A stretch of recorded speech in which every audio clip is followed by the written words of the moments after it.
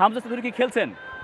Yes, Hamza Chowdhury তিনি খেলছেন, ফাহমিদুল তিনিও খেলছেন, অর্থাৎ হামজা ফাহমিদুলের বাংলাদেশ পার্টের ডেবিউটা হয়ে যাচ্ছে আজকেই এই ন্যাশনাল স্টেডিয়ামে। এবং আমার মনে হয় আরও একটা পয়েন্ট কিন্তু আছে, দুই ভাইয়েরও কিন্তু একসাথে খেলা হচ্ছে, ডেবিউ হচ্ছে তাজউদ্দিনেরও। ভুটান যারা বাংলাদেশের প্রতিপক্ষ, সেই শেষ 5 ম্যাচে ভুটানের সঙ্গে বাংলাদেশের লড়াইটা আসলে কেমন ছিল, এইটা যদি লোকে আগ্রহ করে জানতে চায়, বাংলাদেশ তো শেষ ম্যাচে ভুটানের কাছে হেরেছিল। শেষ ম্যাচে সেই হারটা বাদ দেন, সে এর আগের 4টা ম্যাচের যদি হিসেব করেন সেখানে কিন্তু বাংলাদেশ প্রত্যেকটা ম্যাচে আলটিমেটলি জিতেছে। বাংলাদেশ ভুটানের সাথে যেই দুটা ম্যাচ হেরেছে তার একটা হচ্ছে শেষ ম্যাচ এবং আরেকটা হচ্ছে ওই ব্যাক টু 2015-16 ওই সময়টার সময় হারতে হয়েছিল। শেষ ম্যাচের স্মৃতিটা ওই চ্যাংলিমিথানে বাংলাদেশ খেলেছে।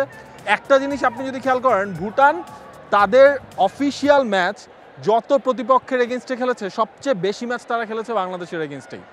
বাংলাদেশের মাটিতেও তাদের যতগুলো ম্যাচ খেলা কোনোটাই জয় নিয়ে আসলে ফেরা নাই, কারণ এইখানে খেলাটা একটু কঠিন। ওভারঅল রেকর্ডে বাংলাদেশ ঢের এগিয়ে ভুটানের তুলনায়। ওভারঅল রেকর্ডে বাংলাদেশ ঢের এগিয়ে আছে। গোল করার ক্ষেত্রেও বাংলাদেশ ভুটানকে বেশ পছন্দের অপোনেন্ট মনে করে। আপনার মনে আছে 2023 সাফেও সেই ম্যাচে 3 গোল তারা দিয়েছিল এবং সব মিলিয়ে প্রায় 32টা গোল দেওয়ার রেকর্ড বাংলাদেশের রয়েছে ভুটানের এগেনস্টে।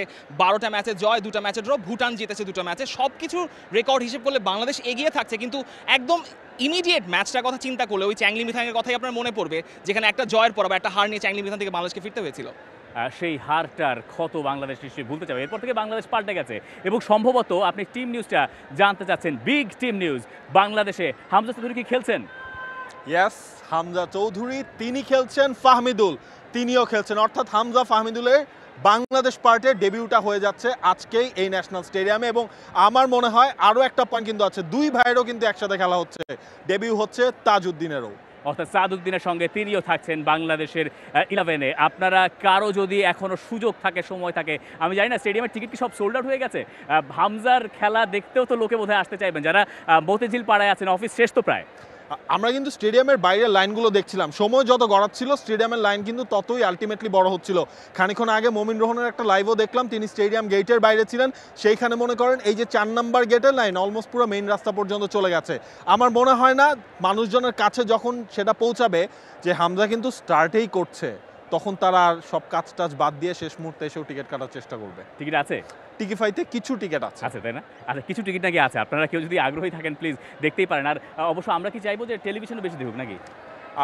আপনি স্টেডিয়ামে আসতে থাকেন, আস্তে আস্তে কানে হচ্ছে গিয়ে টি স্পোর্টস অ্যাপে আপনারা আমাদের এই লাইভ কভারেজগুলো দেখতে দেখাই যাবে। আস্তে আস্তে চাইলে একটু যদি জ্যাম পড়ে যায়, দেখতে দেখতে এসে স্টেডিয়ামের অ্যাম্বিয়েন্সটা বুঝে আসলে চলে আসতে পারবেন। For more updates, subscribe to our YouTube channel and click on the bell icon. Follow us on Facebook and Instagram. Download T-Sports app to enjoy exciting games and highlights. Visit tsports.com.